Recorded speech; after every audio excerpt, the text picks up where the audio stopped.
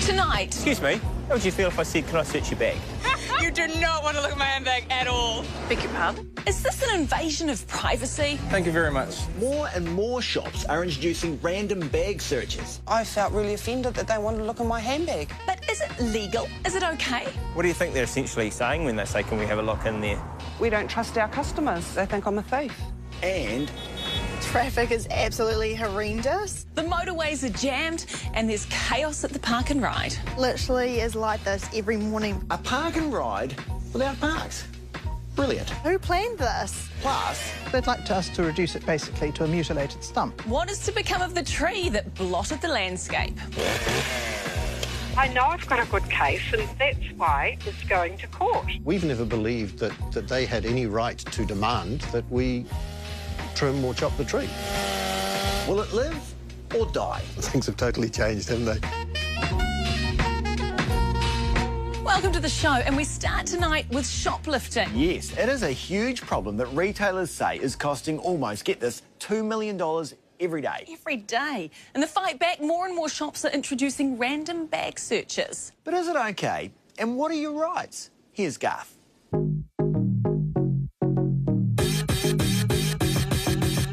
We Kiwis are easygoing people, happy shoppers, but we have our limits. Excuse me, how would you feel if I said, can I search your bag? You do not want to look at my handbag at all. Beg your pardon? Can I have a look in your handbag? I'm taking that as a no. Not today. What about if you're shopping? If somebody asks, I think, you know, they have the right. We're testing people's boundaries, No, sorry, not mine. and we're not the only ones. So I kind of just sort of opened it and I said, are you for real? Tracy had her handbag searched at Bunnings, and Tracy is not happy about it. It didn't feel reasonable to me at the time because I am a good customer. I've spent a lot of money in their shop and I felt really offended that they wanted to look in my handbag. And what you'd mostly find in that bag are receipts from Bunnings. I've been renovating the inside of my house and building a cabin, and I got these awesome Waitaha flagstones there for my pathway. Tracy's a keen gardener too, spends plenty with her local store in Whakatane. Yeah, I would estimate possibly between 4,000 and 5,000 in the last 12 months. So you're a pretty big Bunnings customer then. Yep, regular customer. She speaks highly of them too. I love the staff out there. They're always helpful, they're friendly, they've really researched on their products, so I can kind of trust what they're saying when I purchase something. Yep. But being a good Bunnings customer seemed to count for little when she got to the till. I had an incident where I went out to Bunnings to purchase some weed mat pegs, and I did what I usually do, went to the counter, I paid for it, and the counter lady asked me if she could check my handbag. And I was kind of taken back because I thought, oh, gee, even the police kind of need a reason to search your personal property. Tracy felt for the staff who told her it was a new policy. Just to be asked by the poor checkout lady, you know, I could see she was uncomfortable, which made me uncomfortable, and it was a horrible situation. One that lingers now, even back at home in the garden. What do you think they're essentially saying when they say, can we have a look in there? We don't trust our customers, that they think I'm a thief. So what are the rules, and how does Bunnings apply them? The boss of the local arm of this Australian company gave us a statement. This is a standard process across our stores. We treat every customer the same way and with respect. But do they search everyone? Or do they pick and choose? And how? And what if you're not keen? And isn't this all a bit much anyway? And is it working for Bunnings? We'd love to tell you, but Bunnings decided it didn't want to discuss this with us any further or appear on camera. Now Bunnings is a member of Retail New Zealand, so we told Greg there about Tracy's experience. But he is speaking to us on behalf of the whole industry. In the case where a store has signposted its premises with condition of entry that the bags may be searched on the way out, it's clearly marked. Customers are entering the premises on the understanding of that condition, and it's quite a reasonable proposition. But is it fair to treat random customers like criminals to stop the thieves? Because surely you don't ask to search someone's property unless they think you've stolen something. And, yeah, I hadn't stolen anything. With Bunnings saying no thanks to us, we went shopping for a retailer that's very happy to show us how they do it and why. Real Groovy has plenty of customers walking in the door ready to spend, With that comes some risk. The stock may walk out with a shoplifter. Getting the balance right is crucial. What's the secret to a good bag search, you reckon? I think how you approach it, you have to give it out a good energy. Make sure they're happy with the search and you don't make them too uncomfortable. How do you do that? Well, you approach them nicely and formally, and if they feel a bit uncomfortable, just explain the process and why we're doing it. Hi, guys. We just have a quick bag inspection, guys. Thank you very much. Have a nice day. The store also runs a bag drop, so customers can avoid the whole problem. Plenty use it. And if there's any refusal... So if it's a random bag inspection and someone says no, that's fine. But if it's not a random bag inspection and I see they have stolen something, I will call the police and I will follow the shoplifter to where they're going. Sounds fair enough. So, what do the customers make of it? I guess it depends how they present themselves while doing it, sort of thing. Yeah, no problem. I have nothing to hide. I don't know. I feel like that's an invasion of privacy. I think it's illegal, too. Surely not. But what is the law? Well, a shop is a private place. The owner can make rules and put up signs reserving the right to ask to search you. Police say... If a customer enters the store in full knowledge of this condition, they can be said to have consented to it. Thus, the sign may assist in gaining consent to a bag search. But the community law manual is pretty blunt. Shop staff have no right to search your bag, even if they have a sign by the entrance or inside the store that says they can do this. If they ask to search your bag, you can refuse. If they then use force to search your bag, they may be committing a criminal assault. Bottom line, you can always say no thanks if someone wants to search your bag in a shop. There's a real balance, clearly, for the retailer to strike here. Most customers are not criminals. I think it's really important to say that. But there's a significant value of goods that is stolen each year, and retailers do what they can to make sure that they can prevent that wherever possible. But it can seem unreasonable, like it did to Tracy that day in Bunnings. Kind of like put on the spot too, and then I would imagine most people will open their bag because they don't want to be looked at as thieves. Yeah. Which is not a nice way to feel at all, even if reluctantly you're helping them to fight crime at what was your favourite store. It was a point not lost on Bunnings' boss. We sincerely apologise if this customer feels they haven't been treated fairly. Bunnings won't say if they're catching more criminals with the policy, but it may be costing the chain some business. I feel really uncomfortable. For one thing, I like to shop with my handbag because it's got my phone and things in it. So I might have to start looking at Mitre 10. Well, see, it's a risky choice if you're losing customers, isn't it? It's a tricky situation for the retailer and the consumer. Now, the only power for retailers to detain a suspected thief is if they believe they've stolen $1,000 worth of stock, or if the offence is committed between the hours of 9 p.m. and 6 a.m, your old standard cat burglar. Which seems slightly random, doesn't it? Just to be clear, of course, we don't condone shoplifting, but subjecting loyal customers to random bag searches, it just seems more than a little extreme. Now, coming up after the break, motoring mayhem and chaos on the curbside. It's just another day in Auckland traffic.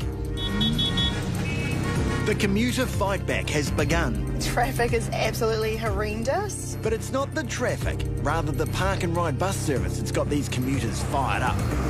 Literally, there's nowhere to park. Give us some car parks, please. Who planned this? And they'd like us to reduce it basically to a mutilated stump. Is there any hope of keeping this tree alive? Oh, things have totally changed, haven't they? A once-in-a-lifetime adventure. Something I'd never done, and probably most people haven't, has been on an ocean-going yacht. Turns into his worst nightmare. We got a guy overboard. We're in the middle of nowhere in the big ocean. Tuesday, will his word... Then the police got hold of me and accused me of throwing this guy overboard. ...be enough to prove his innocence. We didn't know the answers, but we had a lot of questions. I Am Innocent, Tuesday on 1 or watch now on demand. It's time to reignite, to redirect, and reprioritise. It's time to reboot, restart, to reconnect, and rebrand. Yeehaw! It's time to reorganise, rearrange, and replace. Now we're talking. At $26,990, this is your time. And this is your refreshed Kia Cerato. Drive the new you.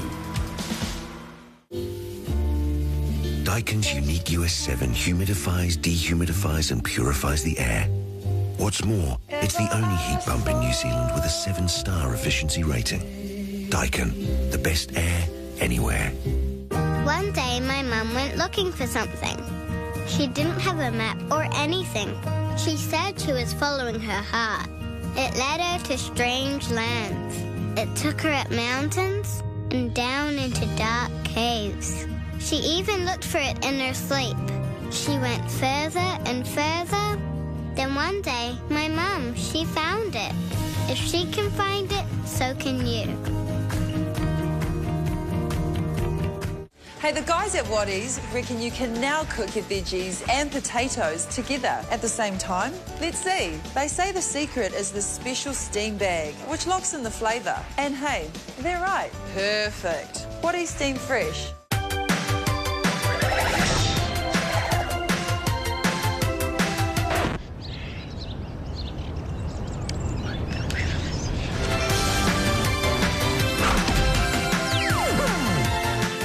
Show me the money, come on. Show me. Do you have to file annual tax returns? Meeting your tax obligations is easy and it doesn't cost an arm and a leg. Go online now to Woohoo. Show me the money. Ever wondered what's behind a Fujitsu heat pump? Well, there's a huge team of world-leading engineers and designers in Japan that make it super compact and efficient. Then there's ASPA New Zealand's recommendation, plus approval from the Sensitive Choice Program for the advanced catechin filters. And Fujitsu accredited installers are there, and they can give you a written guarantee that'll give you the perfect heat for your unique space. All that, behind that, and still so quiet. Fit a Fujitsu. At AA Insurance, we do home and contents and do it well, but you probably don't care. So we wondered if this would help. Puppies. Now you care, don't care, care, don't care, care. So to recap, AA Insurance covers home and contents. Care. Tuesday. How could you do this to us? You're dying. To heal a broken family. That is Alice. You knew. He'll sacrifice his own. You have to come home. I'm so close. The Missing, Tuesday 9:30 on 1. We hope to have you boarding at approximately 11:45 this evening. How much worse can this get? It is showing on our computer now as 3:15. And then when 3 o'clock comes, you'll say 5 o'clock. Ready for takeoff, Wednesday on 1. Welcome back. New Zealanders are a generous bunch. We love to give to charity, and international reports have rated us as the second most generous country in the world, right behind America. Yay us. But does our generosity extend to tipping?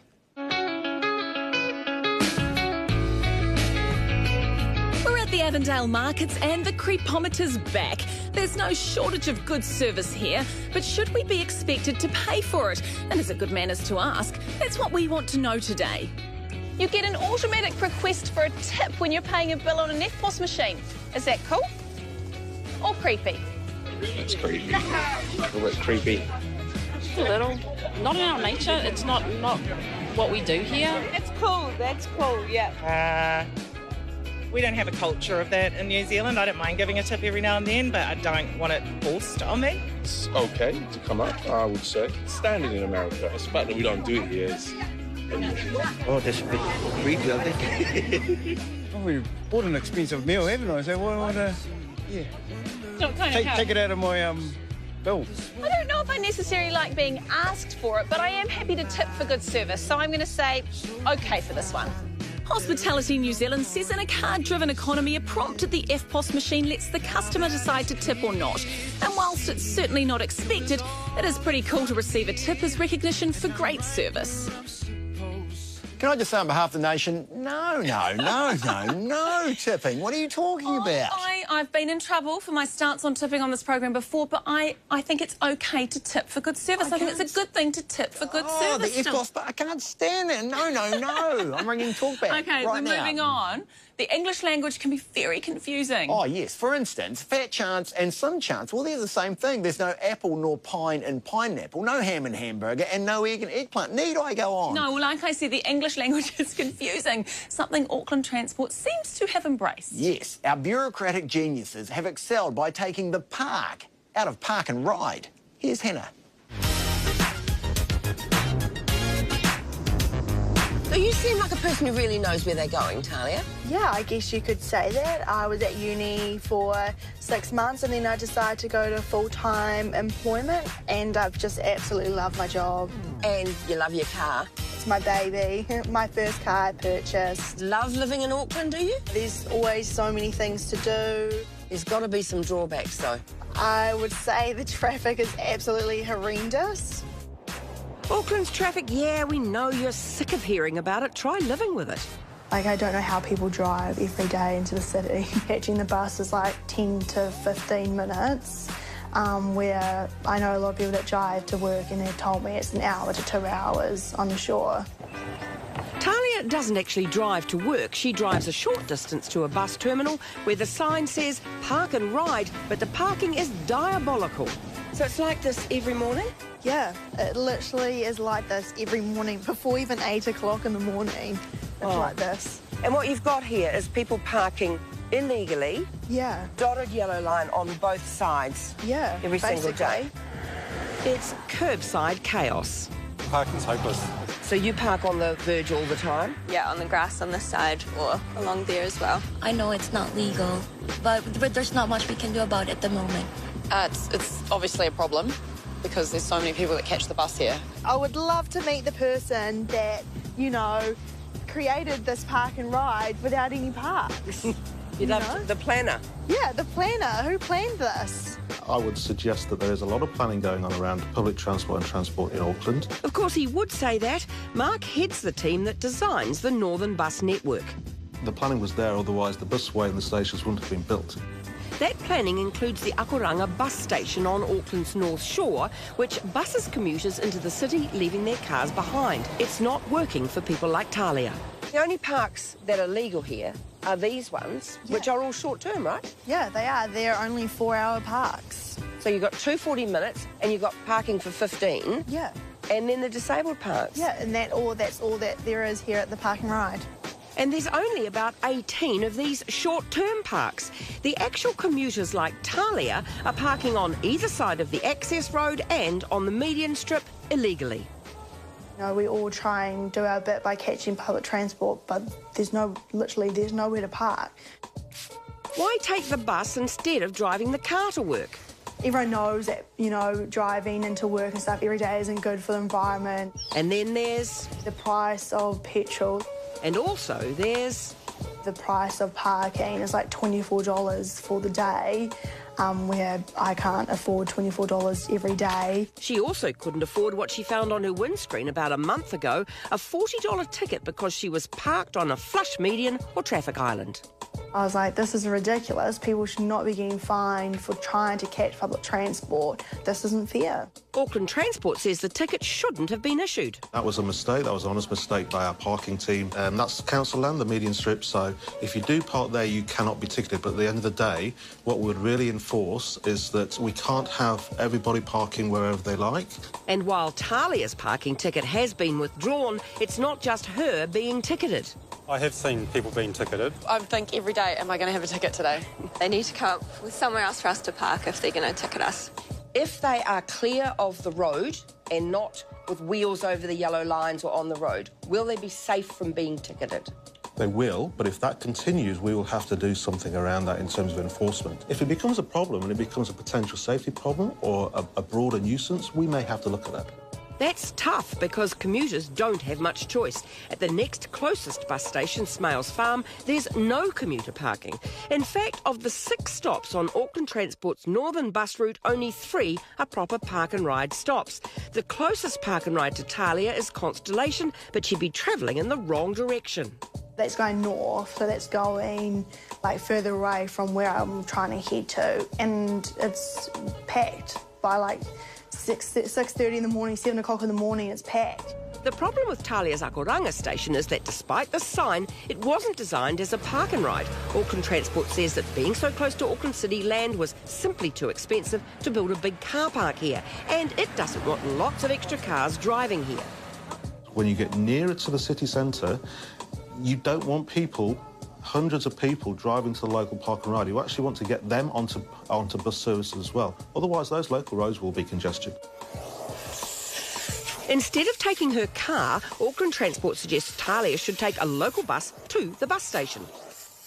She, like so many people, doesn't want to catch a bus to catch a bus. It's not convenient. So what we're asking is, why aren't you making it more convenient for people to use public transport? The answer is not to provide a private parking space for everybody who wants to go and park at the nearest bus stop or the nearest busway station. No city in the world does that. They also suggest she try this Wilson car park. It's just $1 a day, but it's quite a bit further in rush hour. And we went there a couple of days ago, 8 cars parked there. Yeah, so there's space. 9:30 in the morning. Yeah. Well, that's one way of looking at it. I'm saying nobody's parking there. Nobody's using it. So we will... Which would suggest to me that it's not working for them. At the end of the day, we cannot provide a park and ride for everybody at every single station or busway station or train station across the region.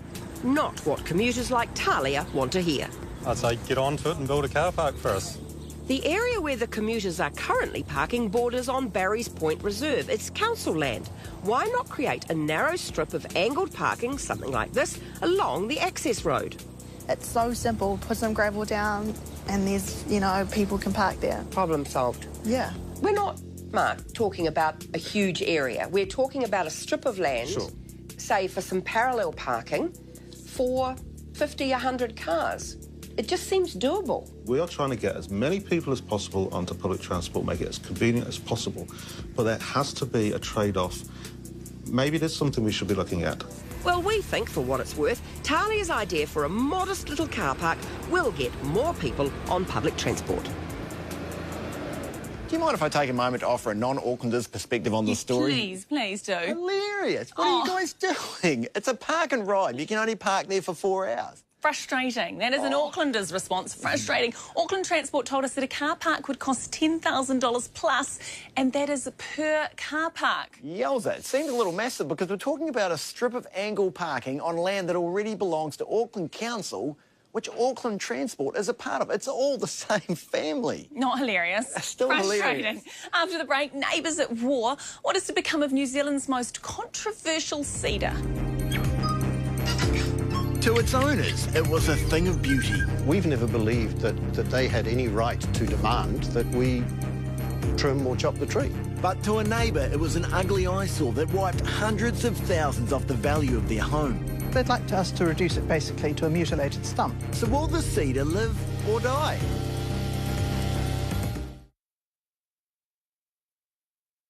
People come from all over the world to see it. Stewart Island may be tiny, but its importance is mighty. This is a world first. Its treasures unparalleled. Oh, there's one. Here she comes, here she comes. And its locals... Every day is a new adventure. Very trusting. Will you babysit? Wow. All new Coast New Zealand, coming up next on One.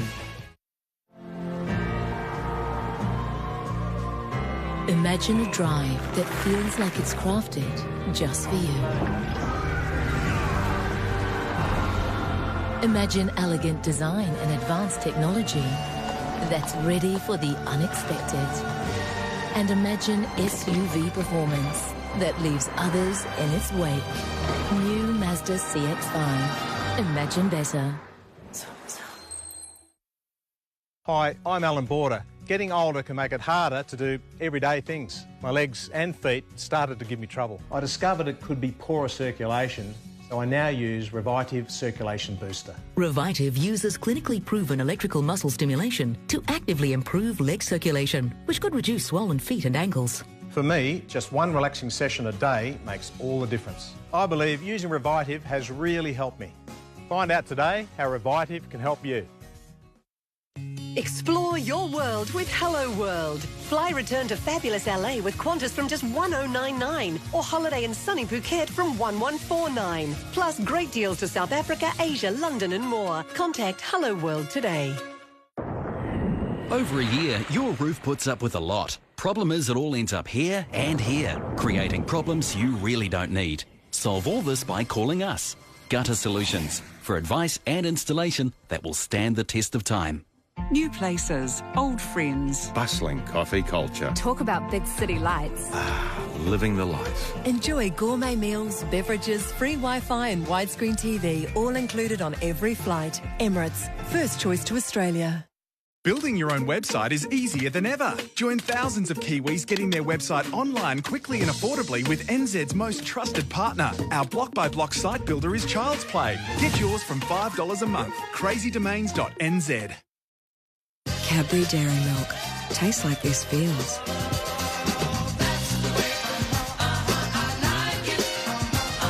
Enjoy the smooth, chocolatey taste of Cadbury Dairy Milk. Over here. See these windows? They used to make a great pull. But these days I'm high and dry. HRV. It's how every Kiwi should live. Dan's the man in your neighbourhood with the great big hedge. You know, the one that gobbles up kids' frisbees, kites and balls. Dan's always loved his land and is the reason his hedge has stayed exactly the same for all these years. But as the lost toys piled up, Dan felt it was time for a little upgrade. Nice one, Dan. Get started on your next project with free upgrades on selected tools at Still Shop. Buy one tool and get the next one up for no extra cost. But only at Still Shop. Love your land. Set the comfort for your outdoor living area with concertina louvers from Johnson & Cousins. Rotate to control the sun, shade or rain, or completely retract for uninterrupted views. Enhance your outdoors with concertina louvers. Next, Neil Oliver and his team uncover the surprising hidden treasures of Stewart Island in Coast, New Zealand. Over on 2, they'd better watch their backs in Survivor New Zealand as they're already fighting dirty. And on Duke, after Family Guy, it's your Monday night movie starring Ben Affleck, Argo. Plus, they've got the big stories just for you. Catch up on weekly episodes of Sunday On Demand. Welcome back. Trees give us oxygen, shelter, and sometimes good cause to hate our neighbours. Yes, in the leafy suburb of Auckland's Kohimarama stands a cedar that has caused quite a stir. It's divided neighbours and united tree lovers around New Zealand. Here's Matt with an update and unexpected twist to last week's tree story. To Fraser and Emily Elder, this was a beautiful tree that offered privacy and abundance of bird life.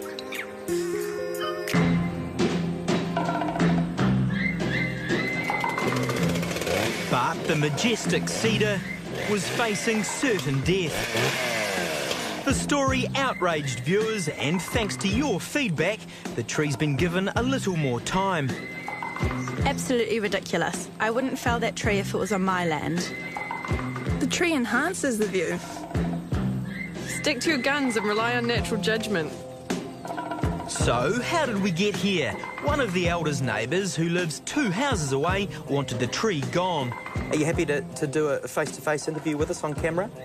No, definitely not. The neighbours claimed it ruined their uninterrupted sea views and potentially wiped hundreds of thousands of dollars off their property. I know I've got a good case, and that's why it is going to court. They'd like us to reduce it basically to a mutilated stump or remove it completely. We've never believed that they had any right to demand that we trim or chop the tree. At Loggerheads, the complaining neighbours, a former legal executive and lawyer, were taking the Elders to court. The cost to defend the tree, $10,000 to $15,000. I think it's little more than schoolyard bullying. Backed into a corner, the Elders booked the arborist. The tree's imminent fatality firing many of you up. If you don't like it, move house. Don't interfere with other people's property. These people have too much time on their hands. They already have a good view without the tree coming down. It was there before they were, and it will hopefully be there after they've gone. Get over it. They should have started a Give a Little page to raise money for the court costs to fight the neighbours. When I started looking at those Facebook messages, just absolute awesome. Just an outpouring of support. Incredible. What do those words mean to you? Well, they changed our mind. We realised that actually there was a lot of support out there for this. I have cancelled the felling of the tree, and we are planning to go to court. So the cedar isn't coming down without a fight. Off the back of our story, 2 Give a Little pages were created to financially assist the elders. But more importantly, I reckon, is the support of this woman. I'd like to introduce you to Barrister Sheila McCabe, who's keen to take your case on free of charge. Sheila, it's amazing to meet you. Hello, Fraser. Nice to meet you. I cannot believe this. This is absolutely fantastic. My pleasure. I'm stumped. I'm stumped for words. Well, as far as I'm concerned, it just seemed all wrong. The lawyer keen to put it right and give the elders and their tree their day in court. Oh, things have totally changed, haven't they? Everything's just tossed up in the air and been reversed, hasn't it? Are you guys going to win this court case? Definitely. The courts will ultimately decide if it'll be a happy ending for this tree, but right now, the possibility has the elders smiling again. Certainly looked as though to me you were a bit teary there. A little bit, maybe. You don't have to use that bit, but it wouldn't hurt. Trust me, I'm a journalist. Now, you run the FairGo Facebook page after the show, and your fingers were tired last week. Massive response to the tree. As Matt said, it will, of course, be up to the courts now to decide the tree's fate, but I think a lot of people will be really pleased that it gets to go through that process. Yes, and that process often doesn't move too quick, but we will update you when the battle has been won or lost. Yes, so that's the show tonight, but we will be on Facebook for the next half hour to answer your questions. Our program is all about your problems, your thoughts, your concerns. Please do contact us. No problem is too small, we always say. We do love to hear from you. You can join us on Facebook, email us fairgo@tvnz.co.nz, write to us, private bag 92038 Auckland 1142. That's our show. Until next week. Good night.